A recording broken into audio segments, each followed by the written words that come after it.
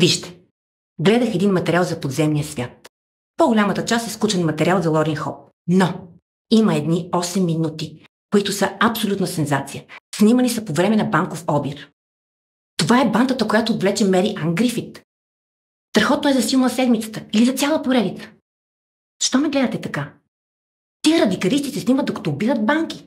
Може да се снимат как взривяват мостове, как отвличат самолети, богаташи или убиват посланици. Ще пускаме видеото веднъж седмично, ще пишем материал по историята и ето ви поредица. Поредица за група гангстери, които убират банки. Сериозна съм. Вчера ви изпратих анализ на концепцията. Някой прочете ли го? Никой. Ясно. Добре. Ще ви направя резюме. Американците са съсипани от войни, инфлация и депресия. И нищо не помага. Изводът е, че някой трябва да даде израз на гнева ти. Откакто съм тук, повтарям, че искам предавания пълни с гняв. Искам шибани бунтарски предавания. Искам контракултура. Хора, не искам да се правя на гаден шеф, но когато поех отдела, беше в окаяно състояние.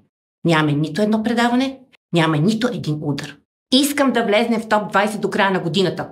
Затова ще направим шоу, основано на дейността на една терористична организация.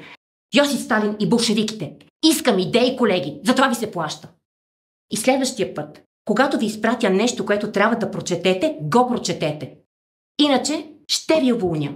Всичките. Ясно ли е?